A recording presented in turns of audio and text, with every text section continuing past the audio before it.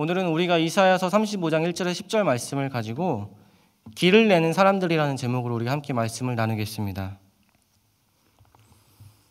우리 사회가 어떤 사회인지를 알고 사람들이 어떤 것을 궁금해하고 어떤 것에 관심이 있는지를 알기를 원한다면 서점으로 가라는 이야기가 있습니다. 서점에 있는 그 베스트셀러들의 책들 중에 어떤 것들이 팔리고 있는지를 보면은 우리가 살고 있는 그 사회가 어떤 방향으로 흘러가고 사람들의 관심이 어디에 쏠려 있는지를 알 수 있다고 합니다.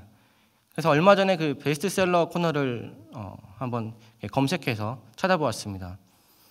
요즘에는 어떤 책들이 팔리고 있을까를 보니까 여전히 자기계발서들도 많이 팔리고 있지만 또 동시에 사람의 마음을 어떻게 다스리고 내가 마주하는 나를 어떻게 대해야 될까? 나는 내 자아를 어떻게 바라봐야 하고 나는 내 안에 있는 나와 내 감정과 내 마음들을 어떻게 대하고 치유해야 할까 하는 내용들도 참 많이 담겨 있었습니다. 그 중에 제 눈에 들어온 책이 한 가지가 있었는데 아몬드라는 책입니다. 2018년도에 출간된 책인데 베스트셀러에 올라와 있더라고요. 이 아몬드라는 책인 소설입니다. 우리 사회가 공간불능 사회라는 것을 이제 비판하는 내용을 담고 있습니다.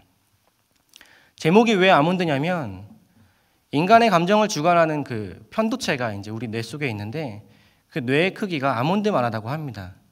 그래서 이 책의 제목은 아몬드입니다. 아몬드, 편도체에 문제가 있기 때문에 우리는 서로에 대해 감정을 공감하지 못하고 표현하지 못한다. 뭐 이런 이야기입니다. 이 책의 내용에 그런 내용들이 있습니다. 주인공은 태어날 때 다른 사람들보다 작은 크기의 편도체를 가지고 태어났습니다. 그래서 자기 감정을 잘 표현하지 못하고 다른 사람의 그 감정을 공감하지 못합니다. 그 주인공이 가족들과 함께 식사를 하러 밖에 나갔습니다. 그런데 할머니가 묻지마 살인을 당한 것을 현장에서 보게 됩니다. 그 자리에 있던 주인공은 슬픔을 느끼지 못했고 당연히 아무런 행동도 하지 못했습니다. 그 일이 벌어지자 주변에 있던 사람들이 둘러쌉니다. 하지만 둘러싼 그 사람들도 아무도 도와주지 않습니다. 멀리 있는 사람은 멀리 있기 때문에 도와줄 수 없다고 외면하고 가까이 있는 사람은 내가 가까이 있어서 두렵다고 도와주지 않습니다. 결국 이 책이 우리에게 이야기하는 것은 우리가 살고 있는 사회는 공감하는 능력이 상당히 결여되어 있고 떨어져 있다는 것을 지적하고 있습니다. 아니, 공감은 합니다. 도덕적으로 비판받지 않기 위해서 나 그래도 공감은 하는 사람이야 라고 나타내기 위해서 공감은 하지만 실제 행동으로 도와주지 않는 것을 지적하고 있습니다. 이 책에서는 그것을 가식적인 공감이라고 이야기합니다. 우리 사회를 빗대어 이야기하는 표현 중에 여러분 팔꿈치 사회라는 표현이 있습니다. 출퇴근길에 사람들이 빼곡히 서 있는데 모두 팔짱을 끼고 있습니다. 이렇게. 그리고는 나한테 밀려오고 부딪히는 사람들을 팔꿈치로 밉니다. 나한테 다가오지 마. 내 영역으로 오지 마. 나한테 피해 주지 마. 그러면 나는 너를 찌를 거야. 여러분 트렌드 코리아라는 책 모두 아실 겁니다. 매해 연말에 출간되는 책인데 2019년도 트렌드는 개인화였습니다. 그 책에 보면은 2019년도에는 개인의 자아가 굉장히 중요하고 강화될 것이며 1인 기업들이 많이 탄생할 것이다 라고 이야기합니다. 그런데 실제로 2019년도에 1인 마켓들과 1인 크리에이터들이 굉장히 많이 나타났습니다.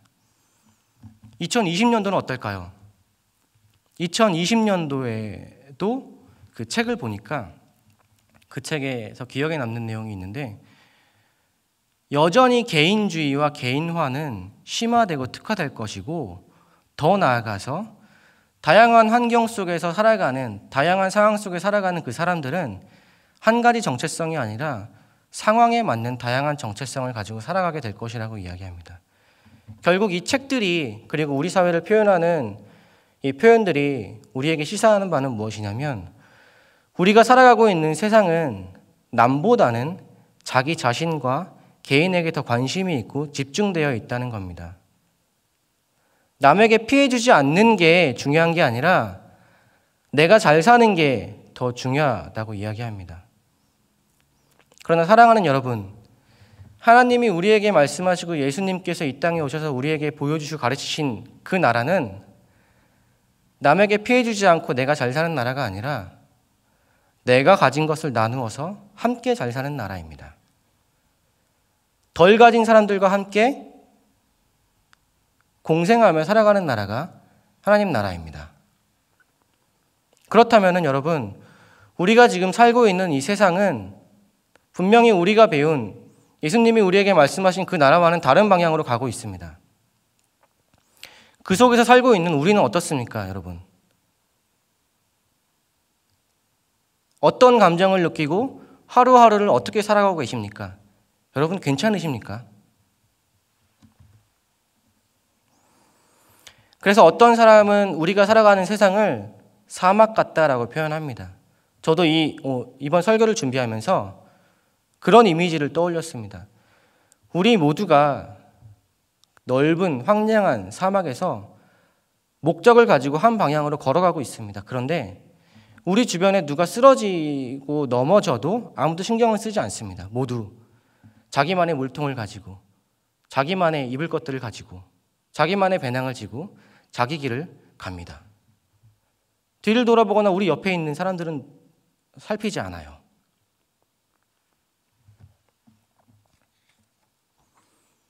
오늘 본문에도 사막이라는 단어가 나오죠. 34장에 하나님께서 이사야 선지자를 통해서 에돔을 심판하는 내용이 나옵니다. 에돔이 황폐해지고 하나님의 심판을 받아서 황폐해지고 황량해지고 그곳은 그늘이 없고 마실 물이 없는 생명이 없는 곳이 될 것이다라고 이야기합니다. 사막처럼 변할 것이라고 이야기합니다. 그리고 우리가 읽은 오늘 본문 35장에는 사막에 꽃이 피고 샘이 솟을 것이라고 이야기합니다. 그러면 이 본문을 읽는 독자들은 자연스럽게 한 가지 질문을 떠올렸을 겁니다. 과연 34장과 35장으로 넘어가는 사이에 무슨 일이 일어난 것인가? 어떤 일이 일어났길래 황량하고 생명이 없는 죽음의 상징인 사막에 꽃이 피고 샘이 솟을 수 있을까라고 말입니다. 물론 그 답은 당연히 오늘 본문에 있습니다. 그리고 너무 당연하지만 그렇게 하시는 분은 하나님이십니다. 우리가 함께 본문을 한번 보겠습니다. 1절과 2절을 한번 보겠습니다. 1절과 2절을 보면은 광야와 메마른 땅이 기뻐하며 사막이 백합화처럼 피어 즐거워하며 그 사막의 꽃이 무성하며 크게 기뻐할 것이라고 합니다. 레바논의 영광과 갈멜과 샤론의 영광이 사막에 꽃 피우며 그때 사람들이 하나님의 영광을 보게 될 것이다 라고 이야기합니다. 여기서 광야와 메마른 땅에 대한 해석은 두 가지 정도가 대표적으로 나옵니다. 하나는 바벨론의 포로 생활을 마치고 유다 땅으로 돌아가던 이스라엘 백성들이 필연적으로 지나야만 했던 시리아 사막을 말한다는 견해가 있습니다. 그리고 또 다른 견해는 당시 하나님의 나라가 도래하고 메시아가 올 것을 기대하던 이스라엘 백성의 정서와 오늘 이 본문의 문맥을 통해 볼 때 이스라엘 백성들이 살아가고 있는 고달픈 삶을 이야기한다고 말합니다. 인생을 이야기한다고 말합니다. 두 가지 견해 다 모두 맞습니다. 틀리지 않습니다. 그러나 그 두 가지 견해의 공통점은 무엇이냐면 광야와 이 메마른 땅, 사막이 이야기하는 것은 어쨌든 이스라엘 백성이 현실에서 겪고 있는, 경험하는, 살아가고 있는 지금 여기를 말하고 있다는 겁니다. 그런데 그 현실을 살아가고 있는 사람들의 모습이 3절과 4절에 등장하는데 굉장히 흥미롭습니다. 3절과 4절을 한번 보겠습니다. 너희는 약한 손을 강하게 하며 떨리는 무릎을 굳게 하며 겁내는 자들에게 이르기를 굳세어라 두려워하지 말라. 보라 너희 하나님이 오사 보복하시며 갚아주실 것이라. 하나님이 오사 너희를 구하시리라 하라. 여기에 묘사된 그 사막 같은 현실을 살아가고 있는 사람들의 모습이 어떻게 묘사되고 있습니까? 손에 힘이 없습니다. 무릎이 떨리고 있습니다. 의미를 좀 더 살리기 위해서 원문대로 좀 더 직역을 하면은 손에 힘이 없다기보다는 힘이 없어서 축 처지고 무릎이 요동하고 있다라고 합니다. 이것은 포로 생활을 마치고 돌아가는 이스라엘 백성들의 모습을 표현하고 있는 겁니다. 포로 생활을 마치고 돌아가고 있다고 하지만 그들을 둘러싸고 있는 강대국들에 의해서 강한 힘을 가지고 있는 그들이 언제든 이스라엘 백성들을 지배하고 억압할 수 있습니다. 그들이 그러한 상황과 현실 속에서 할 수 있는 최선의 행동은 강한 힘 앞에 두려움과 무기력함으로 손을 늘어뜨리고 떨리는 무릎을 간신히 붙잡고 땅을 딛고 서 있는 겁니다.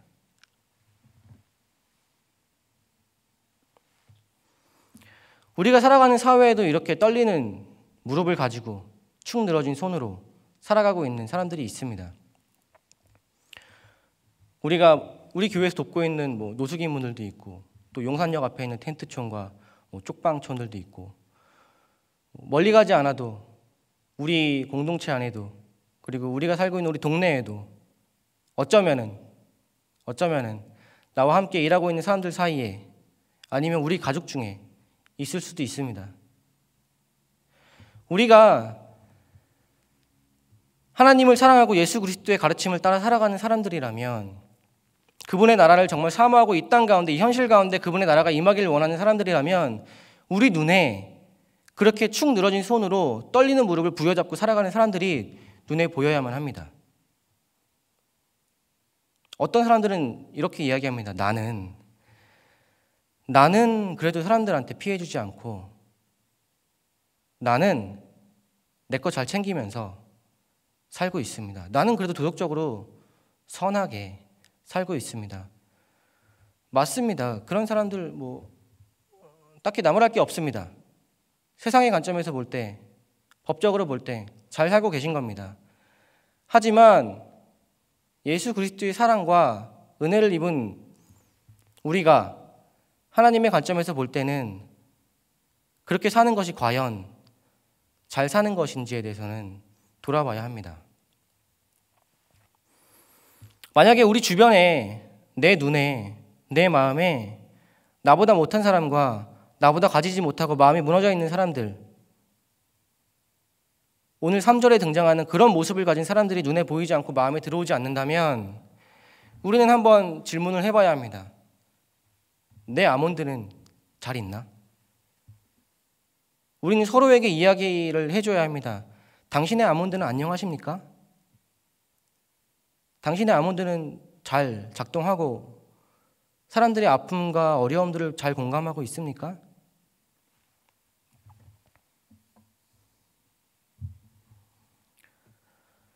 이런 상황 속에서 하나님께서는 이렇게 말씀하십니다. 약한 손을 가지고 떨리는 무릎을 가지고 있는 사람들에게 말을 해라. 네가 설령 그렇게 떨리고 있다 할지라도 굳세게 하고 손을 강하게 해라. 내가 와서 보복하고 다시 모든 것을 갚을 것이기 때문이다 라고 이야기합니다. 그들을 격려하라고 이야기합니다. 여기서 보복하고 갚으라는 이야기와 오사라는 단어를 좀 우리가 봐야 합니다. 하나님께서 오신다는 것은 우리의 상황을, 모든 것을 아신다는 이야기입니다. 우리가 우리의 상황을 하나님께 아뢰고 하나님께 막 얘기한 다음에 하나님 오십시오 이게 아니라, 이미 우리의 상황과 우리의 가슴 속에 있는 어려움들을 아신 하나님께서 사막 같은 현실을 살아가는 우리가 어려움을 겪는 것을 알고 계시는 그분이 알고서 우리에게 오신다는 겁니다. 그리고 하나님의 공의로 불의를 행하는 자들을 심판하신다는 겁니다. 보복하신다는 겁니다. 그리고 우리가 갚지 못한 그 채무들을 하나님께서 갚으신다고 이야기합니다. 결국 사막에 꽃을 피우고 샘이 솟게 하는 것은 누가 할 수 있는 일이냐면 오직 하나님만이 하실 수 있다라고 본문이 이야기하고 있습니다. 이게 굉장히 당연한 이야기이고 우리가 자주 들어서 익숙한 이야기이지만 잊지 말아야 하는 부분입니다. 우리는 우리가 살아가는 세상에, 이 사막 같은 세상에 꽃을 피울 수 있고 나와 함께하는 사람들 중에 힘들어하고 어려운 사람들을 내가 도와서 내가 그들에게 무언가를 해줄 수 있을 거라고 생각을 합니다. 하지만 오늘 성경이 우리에게 이야기하는 것은 이 사막 같은 세상을 살아가고 있는 사람들에게 이 세상에 꽃을 피우고 샘을 솟게 하는 것은 오직 하나님만이 할 수 있다라고 이야기하고 있습니다. 가장 기본적이고 기초적인 것 같지만 변하지 않는 진리입니다. 5절과 7절을 보면은 그때에 그 하나님께서 오시면은 어떤 일이 일어날지를 잘 보여주고 있습니다. 한번 제가 읽어드리겠습니다. 그때가 오면 맹인의 눈이 밝을 것이며 못 듣는 사람의 귀가 열릴 것이며 저는 자가 사슴같이 뛸 것이며 말 못하는 자가 노래하며 광야에서 물이 솟고 사막에 시내가 흐를 것이다. 뜨거운 사막이 변하여 못이 되며 메마른 땅이 변하여 원천이 될 것이며 승냥이가 눕던 곳에 풀과 갈대와 부들이 날 것이다 라고 이야기합니다. 본문에서 묘사하고 있는 모습이 마치 천국을 나타내고 있는 것 같습니다. 그런데 재미있는 것은 이런 성경에서 이제 이런 이야기들을 하면은 우리가 느끼는 감정은 그치, 이런 나라가 있지. 언제? 이런 나라가 언제 와? 하나님이 이 땅, 하나님이 오실 때 이런 나라가 임하겠지라고 생각을 합니다. 현실이 아니라 아주 먼 나라, 나와는 동떨어진 나라, 내 현실에서는 이루어질 수 없는 저 이상의 나라라고 생각하는 경향이 있습니다. 그런데 예수님께서 이런 일을 하시겠다고 이 땅에 오셔서 가장 먼저 선포하셨습니다. 누가복음 4장 17절부터 19절을 보면은 이런 내용이 있습니다. 예수님께서 사역을 시작하시기 전에 회당에 들어가셔서 이사야 선지자의 글을 인용하시면서 이런 말씀을 하십니다. 주의 성령이 내게 임하였으니 이는 가난한 자에게 복음을 전하게 하시려고 내게 기름을 부으시고 나를 보내사 포로된 자에게 자유를, 눈먼 자에게 다시 보게 함을 전파하며 눌린 자를 자유롭게 하고. 예수님이 이 땅에 인간으로 오셔서 우리 죄를 대속하시면서 하신 일은 뭐냐면 눈먼 자를 다시 보게 하고 눌린 자에게 자유를 주고 걷지 못한 자에게 걷게 하시고 말하지 못한 자에게 말을 하게 하는 일을 하셨습니다. 아니, 그 일을 하겠다고 말씀하셨죠. 그리고 그 일을 누가복음 7장에 보면 이루셨어요. 누가복음 7장 22절을 보면 이렇습니다. 예수께서 대답하여 이르시되 너희가 가서 보고 들은 것을 요한에게 알리되 맹인이 보며 못 걷는 사람이 걸으며 나병 환자가 깨끗함을 받으며 귀먹은 사람이 들으며 죽은 자가 살아나며 가난한 자에게 복음이 전파된다 하라. 이미 예수님은 본인이 하시겠다고 말씀하신, 선포하신 그 사역을 하고 계셨어요. 현실로 이루고 계셨단 말입니다. 그런데 이 이야기가 누가복음 14장에 가면은 하나님이 그렇게 말씀하십니다. 하나님 나라가 너희 가운데 임하였다. 사랑하는 여러분, 그러면 아까 우리가 이야기한 마치 현실에서는 우리가 경험하지 못할 것 같은 이사야서에 등장하는 그 말씀들, 눈먼 자가 보게 되고 걷지 못한 자가 걷게 되고 눌린 자가 자유를 갖게 되는, 듣지 못한 자가 듣게 되는, 말하지 못한 자가 입술을 열어 하나님을 찬양하는 그 일들이 먼 나라 이야기입니까? 아니면 우리 현실에서 일어날 수 있는 이야기입니까? 아니면 이미 임한 나라의 이야기입니까? 이미 우리 가운데 임한 나라의 이야기입니다. 구약 성경의 요체는 하나님의 나라가 미래의 어느 시점에 온다는 것이고 신약 성경의 요체는 그 나라가 이미 이 땅에 임했다입니다. 예수 그리스도를 통해서 이 땅에서 그 이야기가 시작된 것을 말하고 있습니다. 이사야 35장에 말하는 그때가 오면은 마가복음 3장 15절에 이르시되 때가 찼고 하나님의 나라가 가까이 왔으니 라는 말씀으로 응수되고 있습니다.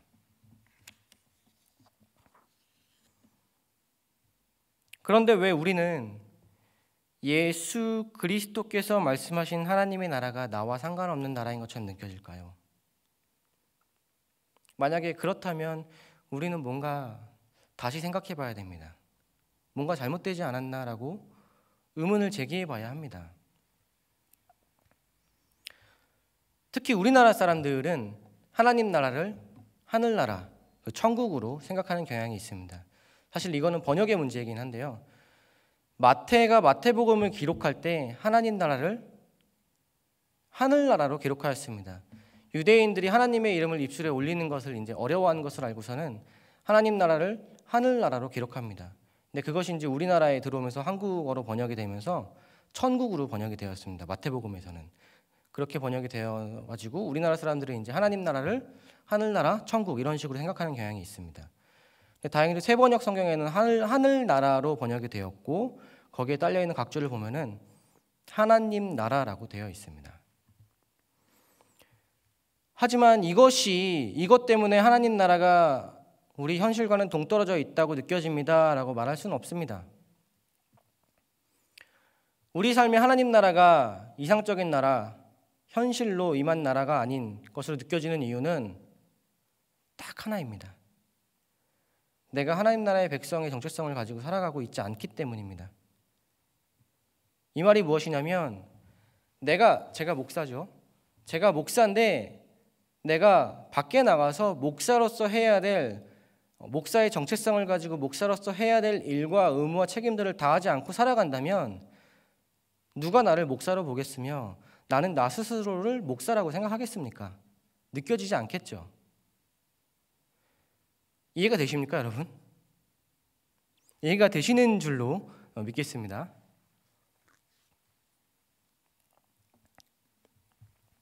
내가 한국 사람인데 한국 사람으로서의 자부심과 정체성을 가지고 살지 않으면 한국 사람은 느껴지지 않는 겁니다.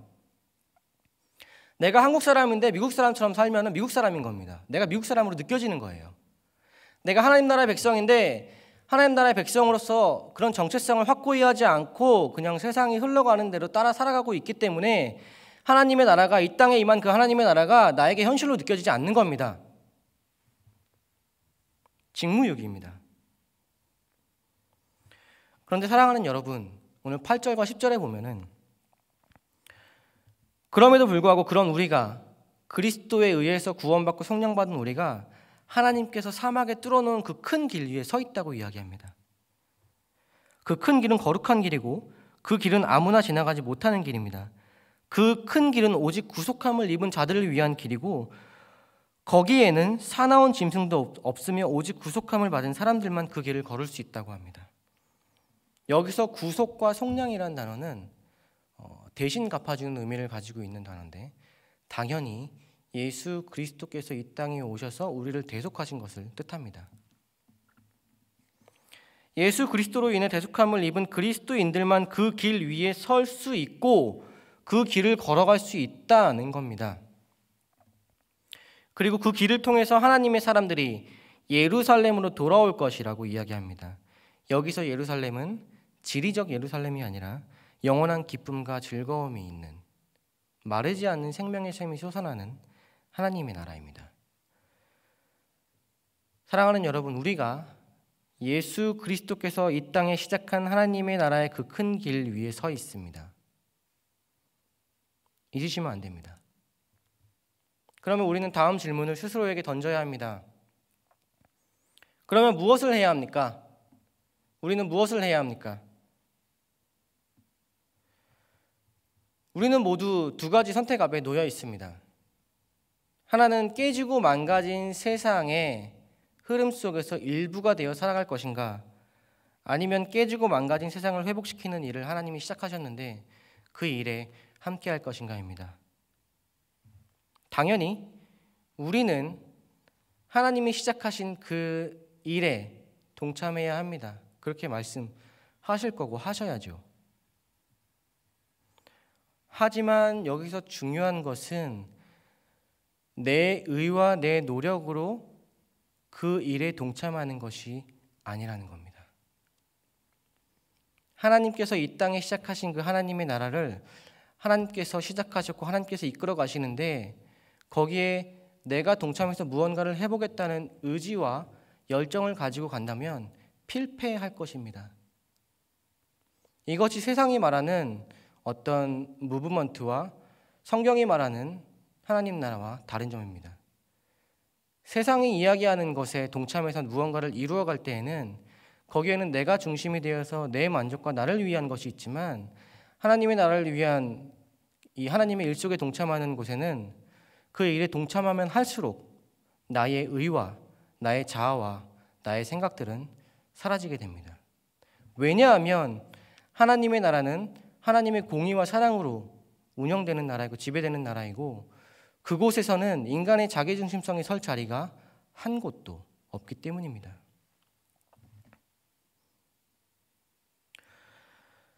이 과정을 한마디로 정리하면은 하나님을 아는 만큼 삶에서 진실하게 반응하기입니다.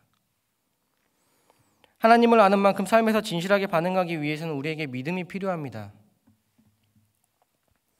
믿음이라는 것은 기독교에서 말하는 믿음이라는 것은 인격적인 반응입니다. 우리는 믿음을 수양의 결과라고 생각하는 경향이 있습니다.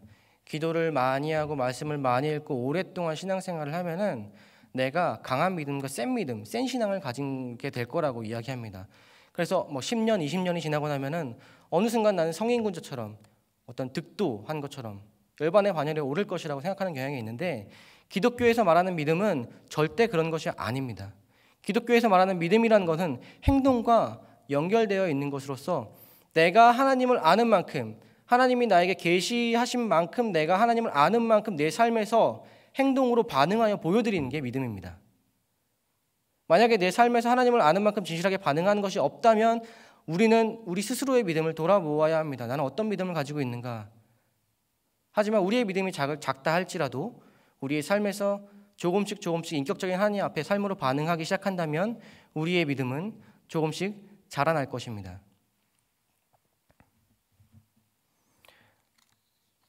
아브라함이 가장 좋은 예죠. 하나님을 아는 만큼 반응할 준비가 이제 되었다면 사막에 꽃을 피우셔야 합니다. 자기 중심적으로 움직이는 세상은 이기적이고 그곳을 살아가는 사람들은 서로에게 상처를 줄 수밖에 없습니다. 앞으로 개인화는 더 가속화될 것이고 깊어질 것입니다. 공동체성에 의문을 제기하는 사람들이 많아질 것입니다. 남보다 더 잘 사는 나를 꿈꾸는 사람들이 성공한 사람들로 불리고 있고 더 그렇게 될 것입니다. 이런 세상에서 우리가 해야 할 일은 내가 아닌 남을 위해 사는 겁니다.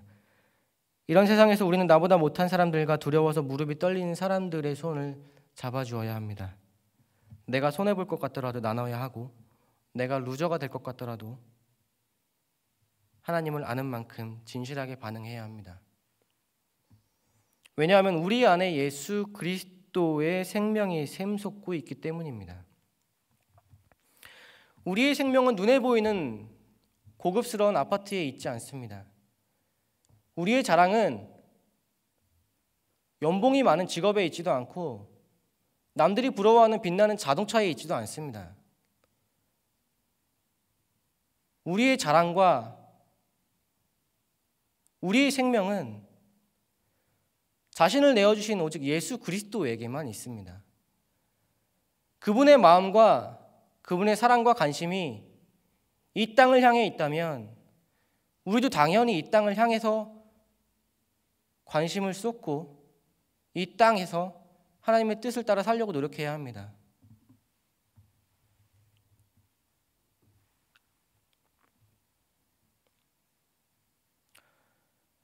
제가 20대 이 이야기만 하고 말씀 마무리하겠습니다. 제가 20대 초반에 우리 아버지께서 돌아가셨습니다. 술을 굉장히 좋아하셔가지고 간경화랑 당뇨랑 여러 가지 것들로 인해서 돌아가셨습니다. 그래서 군대를 제대하고 난 다음에 이제 학비를 벌기 위해서 휴학을 한 다음에 이제 작은 출판사의 창고에서 일을 하게 되었습니다. 그곳은 작은 출판사이기 때문에 돈벌이가 많지도 않았고 이름이 있지도 않았고 하루하루 그렇게 운영되는 출판사였습니다. 그 창고에서 이제 일을 하게 되었는데 어느 날 점심을 먹으러 가는 날이었습니다. 그때 그 편집국장님이 크리스찬인데 그분이 저에게 다가와서 막 이것저것 물어보시는 겁니다. 학교는 어디고, 가족관계는 어떻고, 형편은 어떻고, 이런저런 이야기들을 묻고 나누시더니 마지막에 이렇게 말씀하십니다. 성복아, 내가 시급 500원 올려줄게. 당시에 시급이 3,000원 정도였던 걸로 기억합니다. 3,500원이 되었고 한 달로 치면 한 10에서 12, 3만 원 정도가 올라간 겁니다. 처음에는 그게 고마운 줄을 몰랐습니다. 500원 올리면 돈이 얼마나 오겠어 라고 생각을 했는데 나중에 시간이 지나면서 그분의 마음과 그분의 행동이 어디에 가 있는지가 느껴지니까 너무 감사한 겁니다. 사실 창고에 있는 저는 아무도 신경 쓰지 않는 창고직이었습니다. 심지어 그 메신저의 그 아이디도 창고직이었습니다. 사무실과 따로 떨어져서 지하에 있는 창고였는데 거기 안에는 어떤 곳이었냐면 먼지가 수북하고 그리고 고양이가 들어왔다가 나가지 못해서 죽은 고양이 시체가 쌓여있는 막 그런 곳이었습니다. 저도 몰랐던 건데 그런 곳이었습니다. 출판사에 있는 직원분들이 창고에 내려오길 꺼려하는, 한마디로 아무도 신경 쓰지 않는 그런 곳이었는데 그분이 저에게 와서 다른 직원들의 인상을 올려줬는지는 잘 모르겠지만 저에게 오셔서 500원을 인상시켜 주겠다고 말씀하신 그것이 돈이 아니라 그분의 평소 마음과 행동이 어디에 있는지가 느껴지니까 그분의 감사함, 그분의 그 마음과 행동에 너무 감사함을 느꼈습니다. 그래서 제 인생에서 잊을 수 없는 분 중에 한 분이 되었습니다.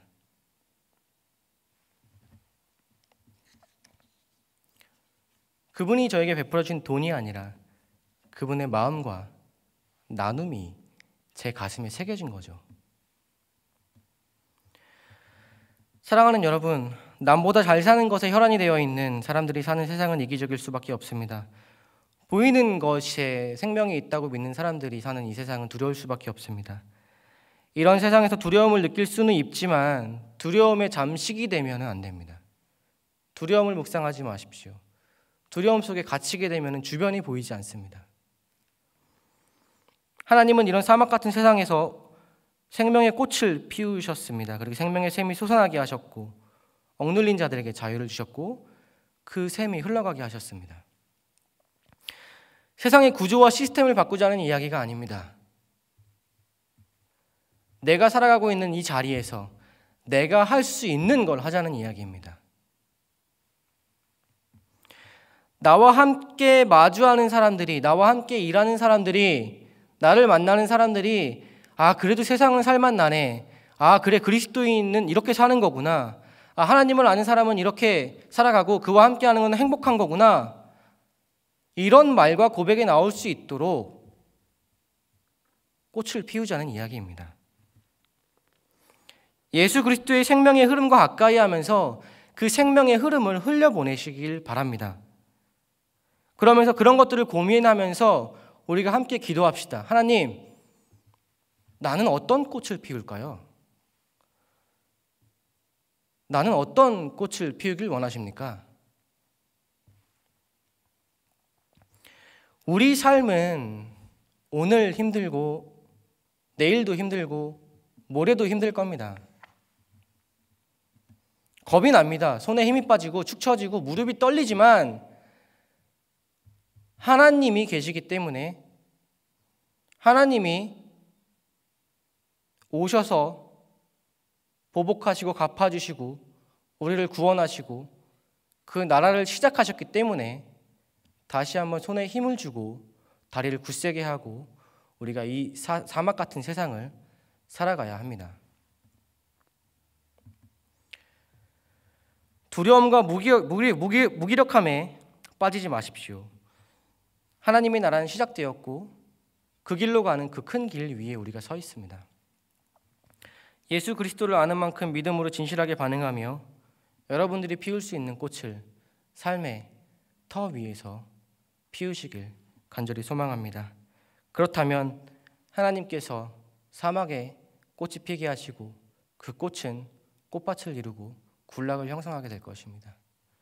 우리 함께 찬양하기 원합니다.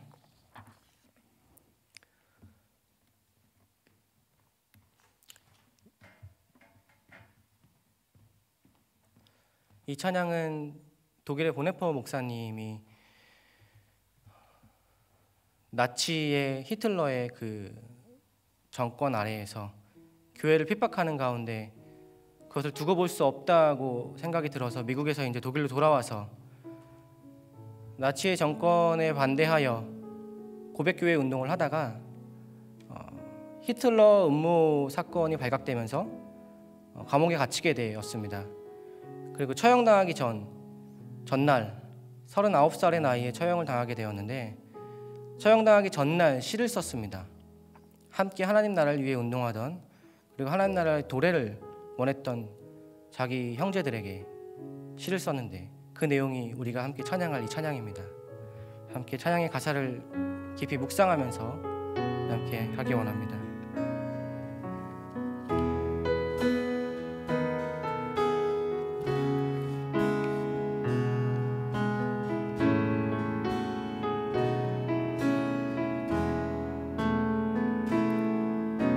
선한 힘에 고요히 감싸여 그 놀라운 평화를 누리며 나 그대들과 함께 걸어가네. 나 그대들과 하늘을 여네. 지나간 허물 어둠의 날들이 무겁게 내 영혼 짓눌러도 오 주여 우릴 외면치 마시고 약속의 구원을 이루소서. 그 선한 힘이 우릴 감싸시니 믿음으로 일어나릴 기대하네. 주 언제나 우리와 함께 계셔. 하루 또 하루가 늘 새로워. 주께서 밝히신 작은 촛불이 어둠을 헤치고 타오르네. 그 빛에 우리 모두 하나 되어 온 누리에 비추게 하소서. 이 고요함이 깊이 번져갈 때 저 가슴 벅찬 노래 들리네. 다시 하나가 되게 이끌소서. 당신의 빛이 빛나는 이 밤 그 선한 힘이 우릴 감싸시니 믿음으로 일어나릴 기대하네. 주 언제나 우리와 함께 계셔. 하루 또 하루가 늘 새로워. 그 선한 힘이 우리를 감싸시니 그 선한 힘이 우릴 감싸시니 믿음으로 일어나릴 기대하네. 주 언제나 우리와 함께 계셔. 하루 또 하루 선하심이 우리를 감싸시니 그 선한 힘이 우리를 감싸시니 믿음으로 일어나릴 기대하네. 주 언제나 우리와 함께 계셔. 하루 또 하루가 늘 새로워. 우리 함께 기도하길 원합니다. 세상이 사막 같고 다들 살기가 힘들다고 할 때 나도 힘들고 나도 죽겠다고 하지 맙시다. 세상이 살아가기 어려운 세상이라고 다들 이야기할 때 우리는 그 가운데서 생명 되신 예수 그리스도를 기억하면서 예수님께서 피우신 그 생명의 꽃을 피우며 그 생명의 샘이 흘러가도록 함께 합시다. 모두가 자기가 잘 사는 것을 집중하면서 어떻게 하면 내가 더 남보다 잘 살까를 고민하고 그 길로 달려갈 때에 우리는 나를 위해 이 땅에 오신 예수 그리스도를 기억하면서 그분의 성육신과 대속함을 가슴에 새기며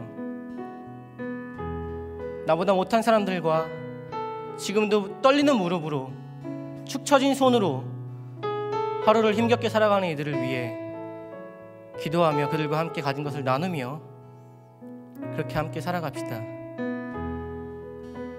손해를 볼 것 같고 두렵고 세상에 손가락질을 하고 루저가 될 것 같지만 하나님의 관심이 이 땅과 그 사람들에게 있습니다.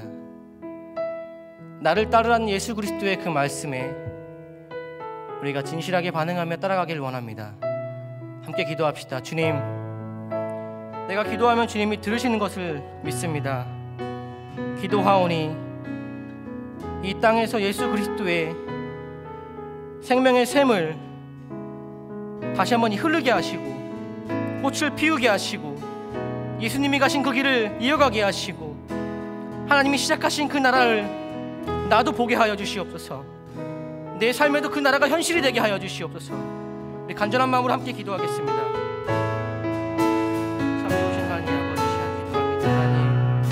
하나님께서 시작하신 하나님의 나라가 하나님 나에게 먼 나라의 이야기가 아니고 하나님 나의 삶과 내 마음을